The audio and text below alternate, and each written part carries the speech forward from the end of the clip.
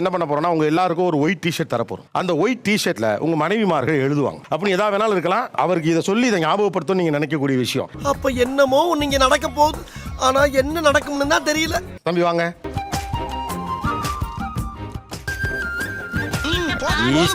List பெருசா போய்கிட்டு இருக்கு. Cut your bachelor life soon. Inform and go out for hangouts. எப்படி மாமா இப்படி திறந்த புத்தகமா இருக்கீங்க? Do a video call. ஏன் do a video call? டிஸ்டன்ஸ்ல தான் இருக்கோம் ரெண்டு பேரும். சென்னையிலே வேற வேற பிளேஸ்ல. அவரு எங்க வீட்ல இருக்காரு, நான் எங்க அம்மா வீட்ல இருக்கேன். ஐயோ பாவம், அவரே கன்ஃபியூஸ் ஆயிட்டாரம்மா.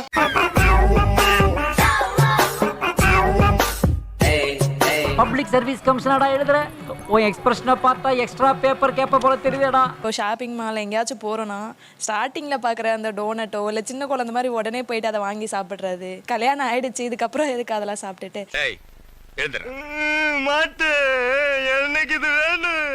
டோனட் வாங்கி திங்கிறது போறதெல்லாமா கண்ட்ரோல் பண்ண முடியும்? சூப்பர் மார்க்கெட் போகிற எக்ஸாம்பிள், அந்த கிட்ஸ் செக்ஷனில் போயிட்டு அப்படியே நின்றுட்டு இருக்காரு. வெக்கமா இல்ல? என்ன வெக்கம்? அதெல்லாம் கிட்ஸ் பண்ணுற மாதிரி தானே சார் இருக்கும். மேரேஜ் ஆயிடுச்சு இல்லை சார். ஆனா இன்னமும் நீங்க அதெல்லாமா சாப்பிட்டுட்டு இருக்கீங்க. பழகி போச்சு பழகி போச்சுன்னு சின்ன வயசுல எல்லாம் அவ்வளவு வாங்கி கொடுக்க மாட்டாங்க. உங்களுக்கு இப்ப நம்ம வளர்ந்துட்டோம், நம்ம தான் சம்பாதிக்கணும். அதனால வாங்கி வாங்கி வீட்டுல ஸ்டாக் வச்சு. ஒரு மனுஷனுக்குள்ள இவ்வளவு வலியும் வேதனை இருந்தா அவன் இப்ப சாப்பிடுவான். ஏய், என்னைய வச்சு ஒன்னும் காமெடி கிமெடி பண்ணலையே. சரி நான் ஒண்ணு கேக்குறேன், இவங்க ஐஸ்கிரீம் சாப்பிடுறாங்களா இல்லையா? சார் ஃப்ரிட்ஜ் ஃப்ரீசர் ஃபுல்லா இருக்கும். இருக்குல்ல? நோண்ட ஆரம்பிச்சுட்டானே. சாக்லேட்லாம் சாப்பிடுறாங்களா இல்லையா? அதெல்லாம் கன்ஃபார்ம். நீங்க கல்யாணத்துக்கு பிறகும் ஐஸ்கிரீம் சாப்பிடுறது கியூட் வகையறால வந்துருது, பானிபூரி சாப்பிடுறது கியூட் வகையறால வந்துருது. இவன் பச்சை புள்ள. ஏய், எனக்கே விபத்து அடிக்கலாம் பார்த்தல நீ. 30 வருஷம் எக்ஸ்பீரியன்ஸ் எப்படி பிடிச்சது பாத்தியா? நம்ம அம்மாலாம் என்ன பண்ணாங்கன்னா, ஏதோ ஒரு மாடர்ன் ட்ரெஸ் போடணும்னு சொன்னா இதெல்லாம் நீ கல்யாணம் பண்ணி உன் புருஷனை கேட்டுக்க அப்படிமாங்க. இவங்க அம்மா மட்டும் இதெல்லாம் நீ சாப்பிடக்கூடாது, செய்யக்கூடாது, கல்யாணம் பண்ண உன் பொண்டாட்டியை கேட்டு செஞ்சுக்க அப்படின்னு தம்பிட்ட சொல்லிப்பாங்களா? Emotional damage. டோரை விட்டு வெளியே தாண்டிட்டோன்னா நான் வந்து மறைஞ்சிருவேன். அந்த மாதிரி தான் நடந்துப்பாரு. வண்டி எடுக்கிறாருன்னா ஒரு பாட்டுக்கு ஸ்டார்ட் பண்ணி மூவ் பண்ணிடுவாரு. நான் ஏறி இப்படி காலை போடுறதுக்குள்ள வண்டி கிளம்பிடும். காலை அப்படி தூக்கிறவன நீ பாட்டுக்கு கவட்டில புகை அடிச்சு விட்டு கிளம்பிட்ட. ஏதாவது ஷாப்புக்கு போறோம் அப்படின்னா கதவு திறந்துட்டு அவர் பாட்டுக்குள்ள போயிட்டு ஏதோ ஒன்று ஆர்டர் பண்ணிட்டு அவர் பாட்டுக்கு வந்து உட்காந்துக்குவாரு. வெளியே போயிட்டோம்னா என்ன ஃபுல்லா மறந்துடுவாரு, நான் இருக்கேங்கிறதே தெரியாது. நான் இவ்வளவு நேரமா சொல்லிட்டு இருந்த வினோதமான கேஸ் இவன் தான். மனைவியோட அப்படி பேசுறது, கையை பிடிச்சி கூட்டு போறலாம் உங்களுக்கு கூச்சமா வாய்ப்பே இல்ல இருக்கா? சார். கல்யாணம் ஆகி 3 வருஷம் ஆகுது சார். என் கையை பிடிச்சி இது வரைக்கும் நடந்ததே இல்ல. போட்டோவுக்கு கூட இப்படி கூட என்ன டச் பண்ணாம கூட போட மாட்டார். ஓ, அப்படி ஒரு வியாதி அவனுக்கு. நீங்க ஒரு குடும்பஸ்தே, உங்களோட 2 பேர் இருக்காங்க. அந்த கான்சியஸ்னஸ் ஏன் உங்களுக்கு வரலன்னு அவங்க கேக்குறாங்க. செட் ஆகல சார். இன்னும் எத்தனை வருஷம் ஆச்சு கல்யாணம் ஆகி? 2.5 years. கோவிந்தா கோவிந்தா. முன்னால தம்பி பாருங்கள் அப்படிலாம் இருந்துச்சு. அப்படியே போ வெறி ஏறுதா இருக்கு. என்ன ஒரு டே ரசிச்சு பாரு, எல்லாத்துலயும் உள்குத்து இருக்கு தம்பி. ஏண்டா யாருமே சொல்லவே இல்ல. எனக்கு முக்கியத்துவமே தர மாட்டாங்க சார். அவங்க ஃபேமிலியா இருக்கட்டும், என் மேல தப்பே இருக்காது, ஆனா அவங்களுக்கு தெரியும் கேட்க மாட்டாங்க. அவங்க ஹர்ட் ஆயிடுவாங்களாம். அப்ப நான் ஹர்ட் ஆகுறது அவங்களுக்கு தெரியாது. என்னடா ஏ. ப்ரெக்னென்சி டைமில் பிஃபோர் ஆஃப்டர் ரெண்டுமே நாங்கள் 2 பேருமே ரொம்ப கஷ்டப்பட்டோம். இவங்க பொறுப்பாக இல்லாதது என் முன்னாடி எல்லாம் மட்டமாக பேசுவாங்க. அவங்க வந்து குழந்தையா இருக்கிறது எனக்கு ரொம்ப பிடிச்சிருக்கு. நான் ரசிப்பேன், 3rd person ரசிக்க மாட்டாங்க. சபையில் அப்படி இருக்க முடியாது.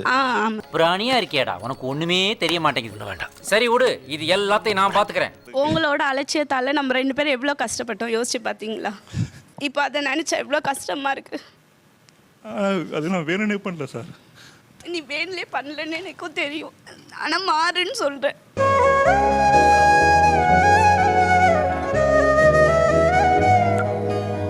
அரேஞ்ச் மேரேஜ் தான். எங்கள் ஃபேமிலி சப்போர்ட் இல்லை, இவங்க ஃபேமிலி சப்போர்ட் இல்லை. இப்போ ஒன்று வளர்ந்து நிற்கிறானா நாங்கள் கெத்தாக சொல்லுவோம், இவன் ஃபுல் அண்ட் ஃபுல் நான் தான் வளர்த்தேன். எங்கள் 2 பேரோட இது மட்டும்தான், யாரோட தயவும் இல்லை. யாருக்காக நீங்கள் அட்ஜஸ்ட் பண்ணுறீங்க? உனக்கு ஒரு ஃபேமிலி ஆச்சு, உனக்கு கல்யாணம் ஆயிடுச்சு, ஞாபகம் இருக்குல்ல, நான் இருக்கிறேன், நானும் உனக்கு முக்கியம் இல்லை. Now you are a man of the house. நீங்க மத்தவங்க சொல்றபடி உங்க குடும்பத்தை நடத்த முடியாது. தெரிஞ்சிக்க புரிஞ்சிக்க, கரெக்டா இருந்தா புரட்டா. ஆக்சுவலா குடும்பம் ஒன்னா இருக்கணும் அப்படிங்கிறதுக்காகவே பல நேரங்கள்ல பல பிரச்சனைகளை முடிவே எடுக்காம கடந்து போக பாக்குறோம். ஆனா உண்மையிலேயே குடும்பம் ஒன்னா இருக்கணும்னா நீங்க முடிவு எடுக்கணும். கேக்குறது கொஞ்சம் கசப்பா இருந்தாலும் இதுதான் உண்மை. நீங்களே சில முடிவுகள் வச்சிருக்கீங்க, என்னால செய்ய முடியாது, நான் பண்ணா ஒத்துக்க மாட்டானுங்க அப்படின்னு. அப்படிலாம் கிடையாது. நீங்க பண்ணா ஒத்துக்கிறதுக்கு உங்களுக்கு ஒரு ஆள் இருக்கு. நீங்க 2 பேரும் கப்பலா தான் பேசணும். கப்பலா நீங்க பேசி பழகிட்டீங்கன்னா அவங்களே உங்கள்ட்ட சில விஷயத்த பேச தயங்கிடுவாங்க. இதை ஏன் நீ என்கிட்ட சொல்ற? இதுல எதனா உள்ள அர்த்தம் இருக்கா? சச்சா அப்படிலாம் எதுவும் கிடையாது. உண்மை இவன் தான் குழந்தை. இந்த தஞ்சாவூர் குடும்பம் இதை புரிஞ்சுக்கணும். எல்லாரும் ஒன்னா இருக்கணும், எல்லாம் குடும்பமா இருக்கணும்னு ஆசைப்படுறாப்ல. அப்படிப்பட்ட ஒருத்தரை அளவச்சு பாக்குறதுங்கிறது எந்த வகையிலும் சரியில்லை. ஒரு வாசகம் சொன்னாலும் திருவாசகம் சொன்னீங்க. இந்த பொண்ணு எழுதுற ஸ்பீடை பார்த்தா ஏற்கனவே 7-8 டிஷர்ட் அவனுக்கு போட்டு விட்டு எழுதி இருக்கும்னு நினைக்கிறேன். ஒரு தடுமாற்றமே இல்லை. எழுதுங்கம்மா, எழுதுங்க. என்னடா மார்ஜின்லாம் போடுற? கல்யாணம் பண்ணும்போது கூட என்ன சொன்னாங்கன்னா ஒரு பொறுப்பான பையமா, பர்ஃபெக்டா தான் அப்படின்னு தான் எல்லாருமே அவரை பண்ணாங்க. 3 மந்த் வரையும் தான் அப்படி இருந்தது. அதுக்கப்புறம் எல்லாமே 0 ஆயிடுச்சு. எப்படின்னா காலை 10 மணிக்கு பேக் எடுத்தாருன்னா நைட்டு 10:30க்கு தான் வருவாரு ஃப்ரெஷ் அப் ஆவாரு, ஃபோன் பார்ப்பாரு, சாப்பிடுவாரு, படுப்பாரு. என் வாழ்க்கையில் இன்னும் நான் எல்லா குடும்பங்களை பார்க்கணும்னு இருக்கும், எனக்கே தெரியல. அதுக்கு டைம் கொடுக்க முடியல என்னால். அதுக்கு ஆக்சுவலாக காலைல 10 மணிக்கு பேக் எடுத்தோன்னா மார்னிங் ஆஃபீஸு, ஈவினிங் முடிச்சப்போ ஃப்ரெண்டு கூட போகிறது, அவரோட கொஞ்சம் பிஸ்னஸ் ஃப்ரெண்ட்ஷிப் பண்ணுறது. அப்படி இது பொறுப்பாக தானே இருக்காரு. உனக்கு தெரியுது, நம்ம ஊர் ஜனங்களுக்கு தெரியலையே. அவங்க என்ன சொல்கிறாங்க, எங்கள் கூட டைம் ஸ்பெண்ட் பண்ணுங்க. இப்போ அவர் 2 வேலை பார்க்குறாரு. இதில் ஏதாவது ஒன்று விட்டா குடும்பம் தாங்குமா? அப்புறம் என்ன பண்ணுறது? ஒரு 10:30 மணிக்கு வராத, ஒரு 10 மணிக்கு வா. பாப்பாவோட இருக்கும்போது ஒரு 9 o'clock மேலே பேட்டரி ரொம்ப லோ ஆகிடும். நீ வந்து ஒரு சப்போர்ட்டுக்கு ஏறி காலையில் 10 மணிக்கு பேகை மாற்றவன் நைட்டு 10:30 மணி வரைக்கும் வேலை பார்த்துட்டு வீட்டுக்கு வரான். அவனுக்கு பேட்டரி சார்ஜ் டவுன் ஆகாதா? அதாவது வாய்க்கு வந்தபடி எல்லாம் பேசப்படாது. எதா இருந்தாலும் நியாயமா பேசணுமா இல்லையா? இப்ப பாப்பா இருக்கா சார், அவ கூட எப்ப டைம் ஸ்பெண்ட் பண்ணுவார்? என்ன விட்டுரு. சரி, அப்போ ஒன்று விட்டுருவோம். ஒரு வேலை விட்டுற சொல்லுங்க. ஆக்சுவலாக வந்து நான் வளர்ந்த விதம் வேறு. ஓகே, நம்ம வந்து ரிலேட்டிவ் டிபெண்ட் பண்ணி வளர்ந்தோங்க. இப்போ நம்ம புள்ள வந்து அந்த டிபெண்ட் வந்துடக்கூடாது. உங்க ஆசை நியாயமானது. புள்ள கூட சந்தோஷமா இருக்கணும், விளையாடணும், புள்ள என்கிட்ட சிரிக்கணும், விளையாடணும். அது எனக்கு ஆசை இருக்குது. ஆனால் ஆசை இருந்தாலும் நம்ம எப்படியாவது டிபெண்ட் பண்ணி தூக்கி விட்டுறணும். அதுக்கு நான் டைம் கொடுத்து பண்ணுறேன். ஆனால் இதில் இதுக்கு என்னால் கொடுக்க முடியல.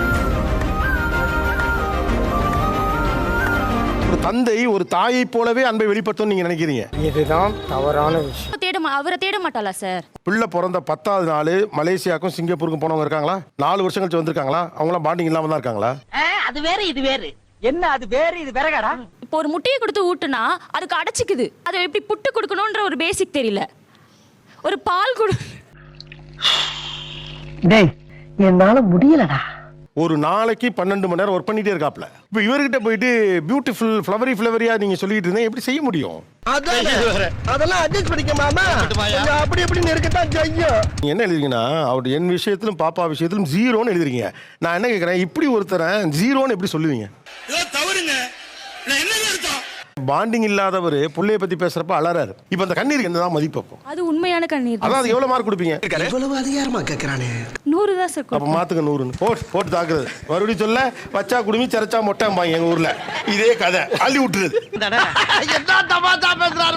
தம்பிக்கிட்டு வாங்க, கம் கியர். ரொமான்டிக்கா இரு. அது எங்க இருக்கு? நெக்ஸ்ட் நைட் ரைடு கூட்டிட்டு போவா, நைட் ரைடு போகாதவா? கூட்டிகிட்டே போக மாட்டான் சார். மேரேஜ் ஆகி 1 month தான் ஆகுது. இது வரைக்கும் எங்கேயுமே என்னை கூட்டிகிட்டு போனது கிடையாது. அடே பேயில போமா. இலே 1 monthல நான் 6 லைனாமா? அவன் 4, 5, 6 hours ஃபோன் நோண்டுவான் சார். ஃபர்ஸ்ட் நைட்ல கூட ஃபோன் தான் சார் நோண்டினான். என்ன சொன்னா என்ன சொல்லிட்டு இருக்க? ஆக மொத்தம் இன்னைக்கு நடக்கிறது சோவே அல்ல. நான் போனை ரொம்ப யூஸ் பண்றவங்களாம் கேள்விப்பட்டிருக்கேன். இது ரொம்ப நுட்பமா இருக்கேன். நீ நினைக்கிற மாதிரிலாம் ஒண்ணும் இல்ல. 10 years இவனை லவ் பண்ணி மேரேஜ் பண்ணேன் சார். இவனுக்கு சலிச்சதே கிடையாது என் லைஃப்ல. இவன் அவ்வளோ ஆசையா லவ் பண்ணேன். ஆனா இவன் வந்து ஒரு இன்ட்ரெஸ்டே என் மேல காட்ட மாட்டான். என் பர்சனாலிட்டியை பார்த்து உனக்கு பித்து பிடிச்சு போச்சுடி. பேச்சுலர் ரூமுக்கு போகாதுன்னு சொல்றீங்க, அது எதுக்கு? ஆக்சுவலி எங்க வீட்டுக்கு பக்கத்துலேயே தான் சார் இவனுங்க பேச்சுலர் ரூம். அங்கேயே தான் சார் இருப்பான். ஓஹோ, கதை இப்படி போகுதா? இவன் இல்லைன்னா அவனுங்க இருக்க மாட்டானுங்க. இப்ப கூட 2 பேர் தொத்தி புடிச்சிட்டே பின்னாடியே வந்துட்டானுங்க. அவங்கள புடிச்சு காட்டா. ஐயோ, ரொம்ப டேஞ்சரான இடத்துல வந்து மாட்டிருக்க போல் இருக்கே. எங்க வாடான்னு சொன்னாலும் போயிடுவான் சார் பின்னாடியே. ஆக்சுவலா இப்போ அங்கதான் இருக்கீங்களா? 2 வீடு தள்ளி இருக்கோம் சார். நீங்க முதல்ல ஏரியா மாத்துங்க. இது வேற ஒண்ணுமில்ல, ஏதோ சதி திட்டம் போட்டு வேலை நடந்துகிட்டு இருக்கு சார். இதுலயே பாருங்க சார், இதுலயே பாருங்க சார். இங்க ஒரு இதுலயே கேப் விழுந்துருச்சுங்க. ஆக்சுவலா தம்பி பாதி லைஃப் பேச்சுலர் லைஃபே தான் வாழ்ந்துட்டு இருக்காப்ல. இதெல்லாம் கண்டுக்கிறப்படாது. ஏன்னா இது வாலிப வயசு. You are a date. முதல்ல அது உனக்கு ஞாபகம் இருக்கா தம்பி? நீ ஒரு தந்தை. Share a problem to your life partner. Hello. நாட்டில் எவ்வளோ பெரிய ப்ராப்ளம் நடந்துகிட்டு இருக்குன்னு உனக்கு தெரியுதா? ஒரு ஃபேமிலியில் ஒரு ப்ராப்ளம் பேசிகிட்டு இருக்கோம், ஒரு ஷேர் பண்ணுறோன்னா வைங்க, நம்ம சொல்கிறத காதுலேயே வாங்க மாட்டாங்க. போட்டு கொடுத்துருவியா? வேலைக்கு போகிறோம், ஒரு ஸ்ட்ரெஸ்னு ஒரு ஃபேக்டர் இருக்கு இல்லைங்களா? அப்படிலாம் இல்லைங்க. சும்மானா இந்த வேர்ட் எல்லாம் பிடிச்சி தொங்கக்கூடாது. ரிப்போர்ட்ஸ் என்ன சொல்லுதுன்னா இதெல்லாம் ரொம்ப பார்க்குறோம்ல, அதனால தான் ஸ்ட்ரெஸ் அதிகமாகுதாங்கிறான். இவருக்கு எப்படிங்க தெரியும்? எல்லாம் சொல்லி அனுப்புறதாண்டா. யார் சொல்லி? டாக்டர் சொல்லி அனுப்புறாரு. ஒரு பொறுப்பான உரையாடல் நடக்கிறப்ப அப்படி பார்த்துட்டு இருந்தா உங்க மேல என்ன மரியாதை வரும்? நீங்க பேச்சுலரா இருக்கப்ப அதை செய்யலாம். இப்போ எப்படி செய்ய முடியும்? குறைச்சிக்கிறேங்க. ஓகே ஓகேண்ணே. இது புள்ள. ஒரு பேச்சுலரா இருக்கப்ப ஓகே. என்னம்மா? ஐயோ எங்கடா ஏறனா? ஏங்க ஏங்க